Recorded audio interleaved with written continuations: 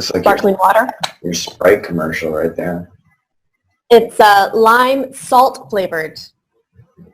They make lime salt flavored water. Lime salt flavored sparkling water. It's actually really good. It's kind of like margarita with no alcohol and no sugar. Margarita for hippies. Yeah, we actually just juiced this morning. Yum. So let me, I guess, introduce you for the people who don't know you. By the way, is this a good sound quality? Because I do have a bigger microphone. It's just a little bit dorky looking. Well, if it'll make you look dorkier, I say go for it.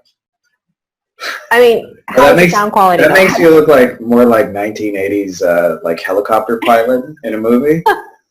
I know. So how does it sound okay? Yeah. It sounds okay? Yeah, I'm actually using a shitty internal microphone, so. I think we're using the same. Well, you have, I think yours came with the iPod, didn't it, or the iPhone. You have like the generic Apple. That is where you're actually incorrect, because I'm one of the few last people staying on the sinking ship who has used Windows my whole life, and I've actually been 10 years without phone. People don't believe. People don't believe that I never used a Mac. Yeah, I used one the other day, and I even when you minimize shit, I can't figure out where it goes. Like I'm like totally. Me too. Same. It drives me crazy. Yeah. Oh my God, Macs drive me crazy. Anything. Yeah. I switched from an iPhone to an Android like 5 years ago. Never been back. Can't stand Mac. And Mac users don't know either. Like they'll save something and I'll say, okay, well, where did it save? I don't know. We have to go find it. Like, how do you not know? I feel like everyone's clueless with the Mac. Yeah, pretend like it's better.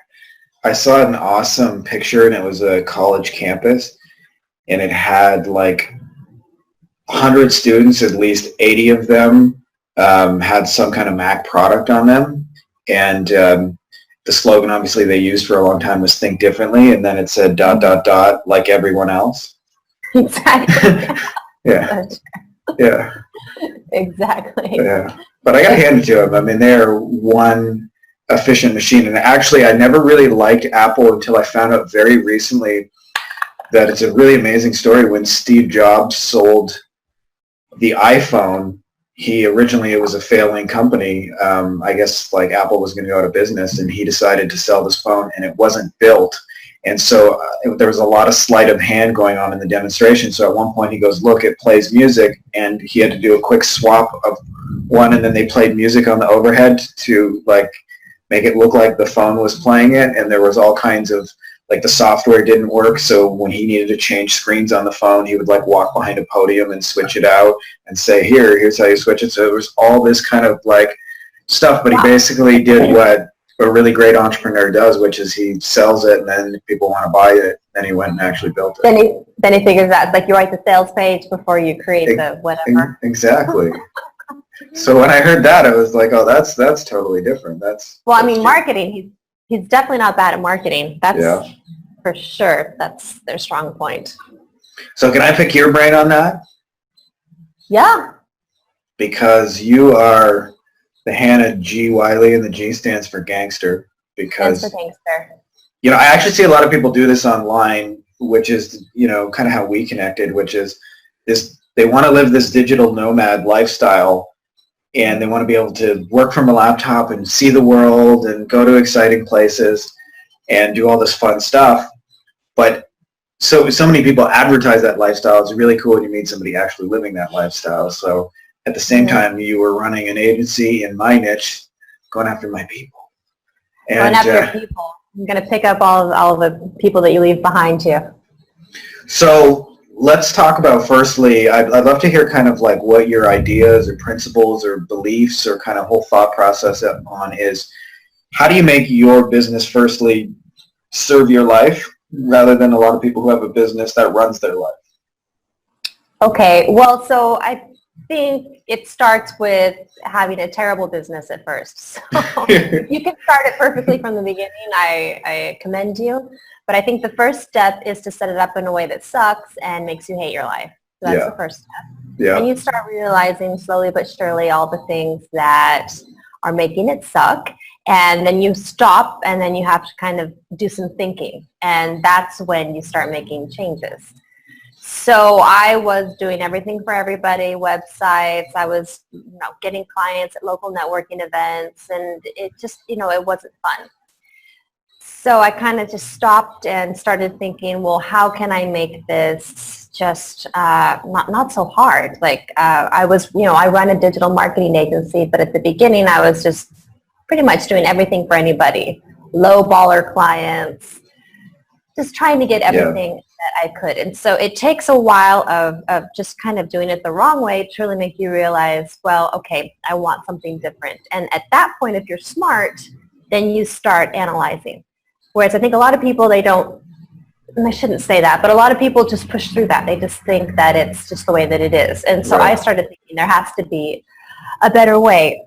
And so I'm still in the process of doing this. But the first thing I realized was, well, okay, to make it be more streamlined, I want to be able to kind of duplicate the efforts that I've already made. So if I make an effort one time, I don't want to have to basically, I don't want to start from scratch every single time I have a new client. Well, how do you do that? Well, you choose one niche. At least if you choose one niche, then what's worked with one client can work with the next client, and you're not reinventing the wheel every single time. Yes. And so then there's just a series of things that you start realizing will lead to you working less and the client getting a better result. So it honestly takes a lot. You going through the process of kind of not liking where you are and then slowly figuring it out, or learning from somebody who's already teaching you that to begin with.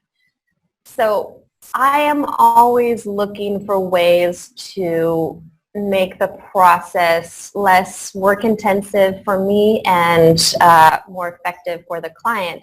But that does require some thinking. Like that does require you analyzing, being strategic. So if you just want to blindly go ahead, hustle, and not think about it, then you probably will end up with a business that is not that, and then you'll have to stop and reevaluate. And I think that's what a lot of people do. Although I think a lot of people just keep on pushing ahead, and then they end up just burning out. Yeah, so I guess my philosophy is it's possible, but you have to think about it or learn from somebody who's a little bit more strategic in their thinking.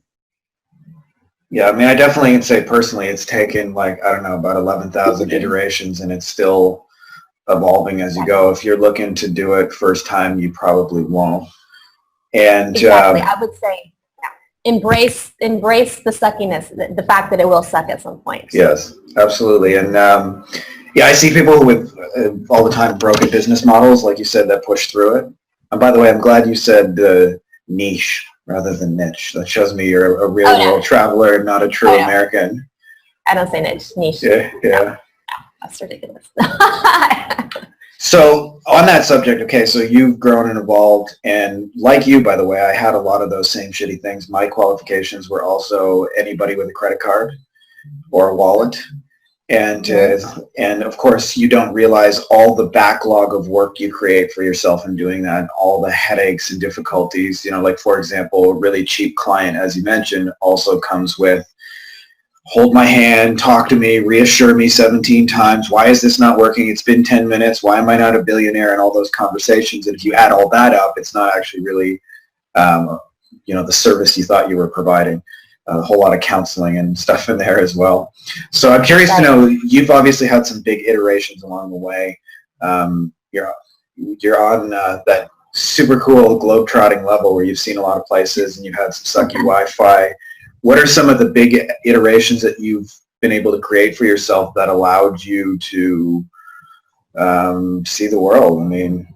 Okay. All right, so the first one was I decided to niche down from helping any sort of small businesses. I decided to niche down to a few different, niche markets, verticals, as we call them in the marketing world. You love and that the first word one now, huh? was lawyers, exactly. So I again, thinking about it, I thought, who is already paying a lot of money for online marketing, and their online marketing sucks a lot, or their marketing in general, so they're used to paying for marketing. I don't have to convince them for marketing. And one client is worth a lot of money for them. And I came up with lawyers. And so, I decided to kind of niche down to one vertical. So I thought, well, if I specify in lawyers, then I can pretty much duplicate campaigns that are working. And I went beyond that and I said, okay, well, lawyers, there's lots of different things you can do for lawyers. You can do websites, you can do SEO, blah, blah, blah, blah, blah. Well, what has the fastest return on investment is the easiest to, as quickly as possible, figure out if it's working, and you don't have to deal with like a long time frame of is it working, is it not working. And I decided, well, that's AdWords. So AdWords for lawyers. I thought, okay, rather than do everything for everybody, I'm going to do AdWords for lawyers. And so then I decided, I kind of went about making myself an expert in AdWords for lawyers. Of course, you have to know what campaigns are working. So I'm already going off of like what I know works. So there's a little trial period where you're testing out what works, and you do actually have to know something. But it's not as, like, it doesn't have to take you years to figure this out. Right. And if you do know something about marketing, which I'm assuming a lot of people do, you'll see how bad a lot of people's marketing is online, lawyers, or whatever vertical niche you decide to go into. So then the first one was like niching down both on the vertical and the service. And then the second one was, okay, well, how can I start getting clients, not just locally, but online? And there's a lot of different ways, and there's a lot of different ways that you can get clients remotely where you don't have to be there. You can do cold emailing, you can do cold calling. And I kind of tried to fool myself for a while that I like doing those things, or I can power through. But the truth of the matter is I hate cold calling and I hate cold emailing. So after doing some more research and thinking about it, LinkedIn became the number one way for me to find these types of clients. Because if you're going after a vertical, which I recommend that you do no matter what you're doing, LinkedIn is the place to find that vertical, because people they're categorized by their profession. So from doing everything for everybody in a local market, I started doing a specific service for a specific type of business. And I found this amazing bank of, it's like repository of the exact type of client that I was looking for. And then I kind of have this, I started testing out, I started using my mind, like my own thinking process. Like how would I want somebody to approach me? What would I need for somebody to kind of entice me online? And I kind of worked out this strategic process that worked really well to start getting clients on LinkedIn, specifically lawyers. So yeah, and this all took like, maybe 6 months or so. But yeah, this is like, again, it requires really thinking about it, thinking what you do want, thinking what you don't want. Now, of course, as you and I were talking, now there's this whole other set of issues that come along with working for lawyers. It's like no matter what phase you go to next, you realize you have to kind of reevaluate. Well, is this really what I want? Is this, because lawyers have their whole like set of issues. Like, they're very smart, they're very demanding, it's yeah. Each kind of has it, so you kind of just have to figure out what works for you, and it's a constant process of iteration. I don't know what your experience was like, but pretty snarky lawyers can be like, instead of like, I would have lawyers on my email list, and instead of just hitting unsubscribe, they would write me a nasty email before they click unsubscribe. Like, a standard policy to write something like, how many fucking times do I have to click the unsubscribe button? And my standard answer was one extra time for every time you're an asshole to a stranger. Wow. Okay. Wow. Yeah, because they are smart. That's for sure. They're smart, and they got an attitude. Yeah.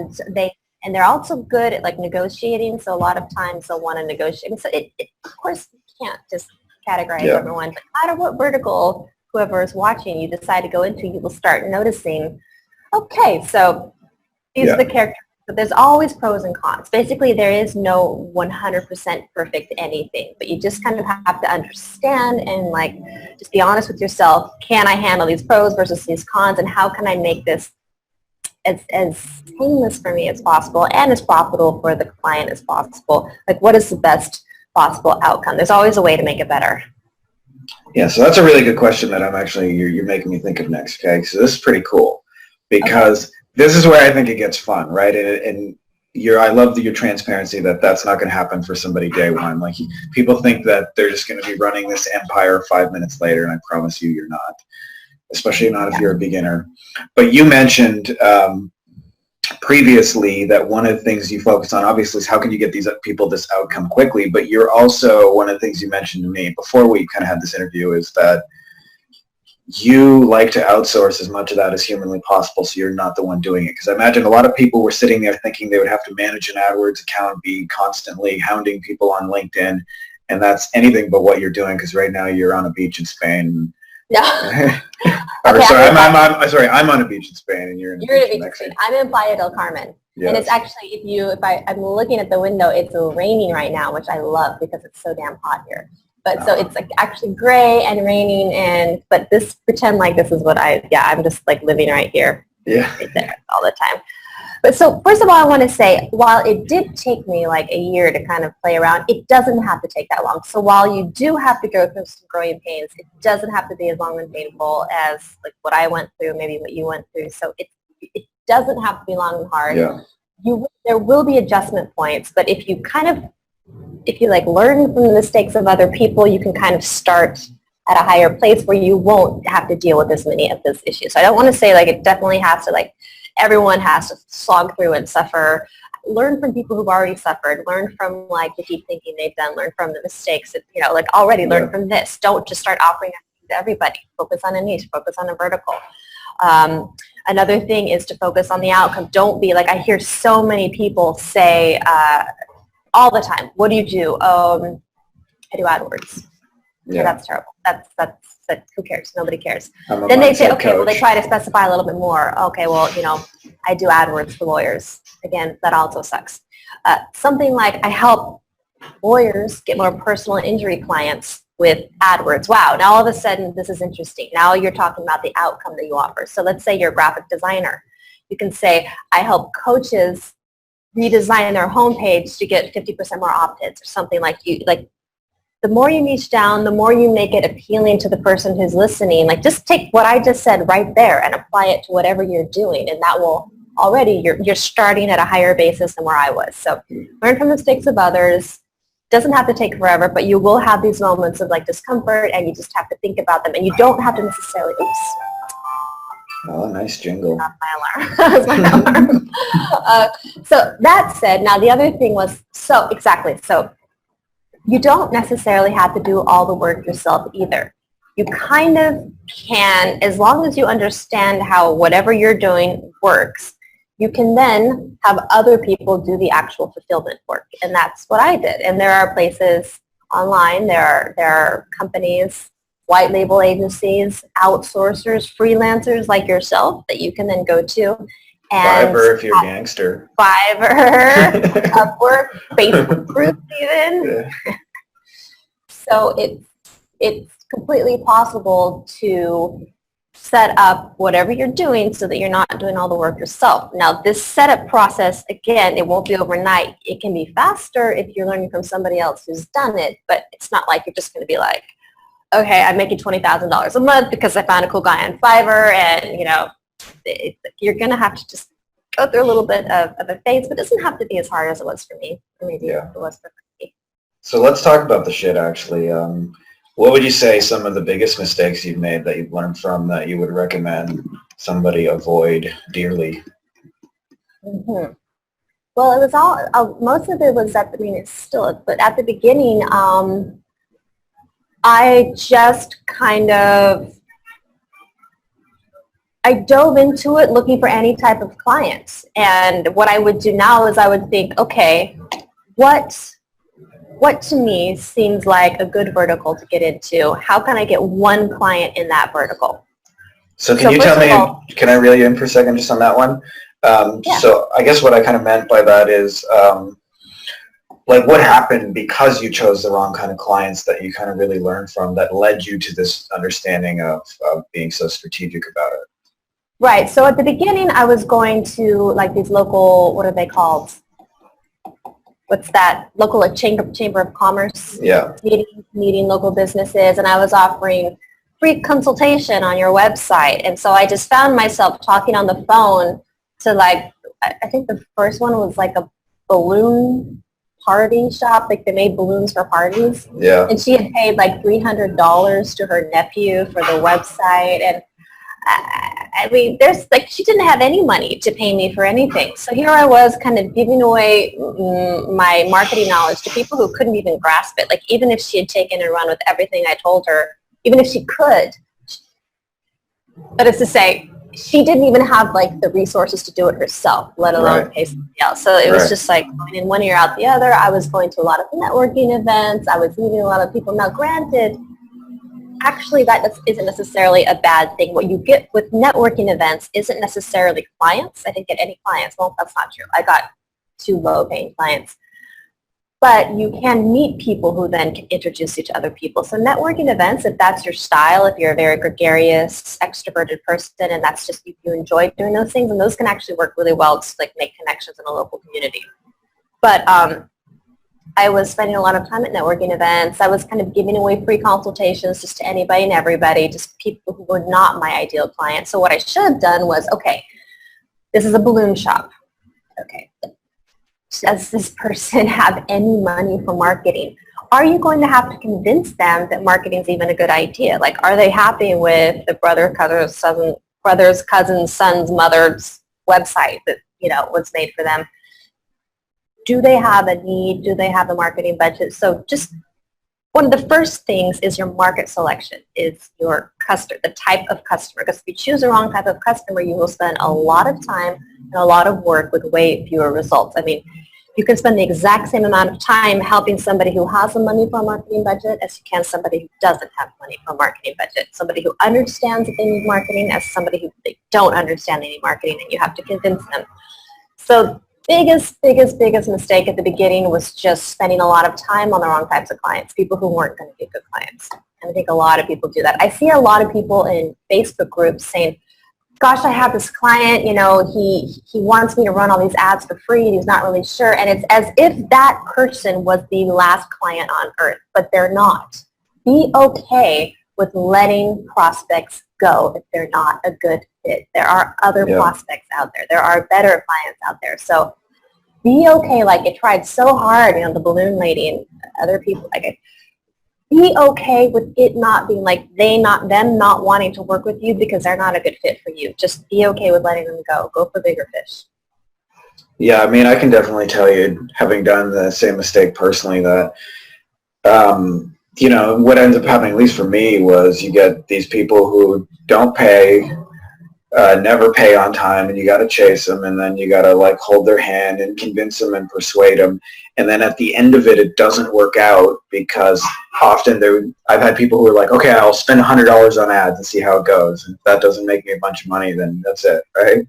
And it's like, you know, their unwillingness to kind of engage in that process. And then what ends up happening is you feel like shit because you're like, man, I got this client, I took some money from him, how am I going to charge somebody $10,000 when I can't even get somebody a result for $100 or $500 or $1,000 or whatever it is? And ironically, it's usually totally the other way around. So what do you look for today now that, what does your ideal client look like, and who are the people that are like automatic no's to you? Okay, so my ideal client looks like somebody who I already have a campaign that I know works. It's a niche that I already know works well for the specific type of online advertising that I do. So obviously I want to get my clients good results. Facebook ads and Google ads. I prefer Google ads, AdWords, but Facebook ads is really coming up. A lot of people want Facebook ads, so this, you know, you can't just ignore it when people say they want something. And it has to be, like, for me personally, I want to do lead generation. I don't want to do online sales. So I always say no to e-commerce stores. I'm not saying that's what anybody should do. If you want to focus on e-commerce, I would just say focus on e-commerce. If you want to focus on lead generation, focus on lead generation. They're kind of different psychologies. Yeah. Similar, but different. Like, each one requires a specific type of focus. So just choose one of those. So it's lead generation. It's a company that is making a certain amount of money, probably over $1 million, but maybe over $2 million a year, who's already spending money on marketing, who is not, I can tell like they're not really doing marketing right, so it'd be easy for me to get them results. Another thing is you want to go after like the low-hanging fruit, which is they're already spending money on marketing and their marketing sucks. So sorry, I don't know where to look at the camera. Or, you know, I never know where to look at these things. I'm looking at the camera. But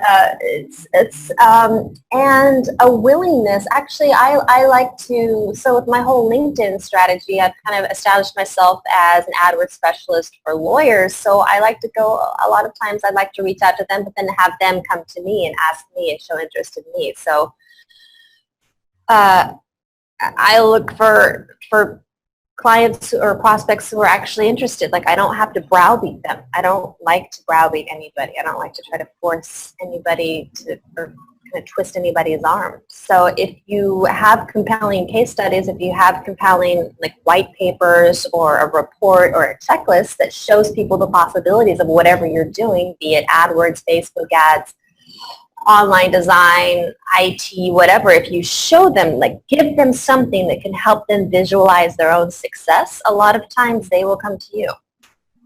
So yeah, I look for clients who have a specific amount of revenue, a specific amount of employees. By the way, you can do this on LinkedIn.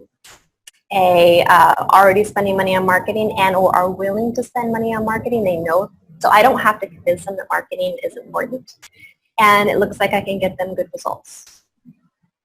Yeah, I mean, in short, I think there's a lot of power to finding somebody who needs what you do and you can help them almost immediately and you already have the stuff ready to go before the conversation even begins, because it just saves you a lot of time in delivery and them a lot of benefit in getting help. But I mean, like you said, it takes so much courage to be able to say no to people. So I think that's all like the recording time. I'd like to talk to you for a couple minutes after if you're cool with that.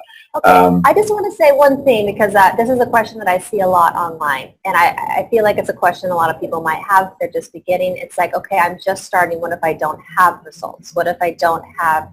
And so there's a little trick that you can use, and I use this at the beginning as well.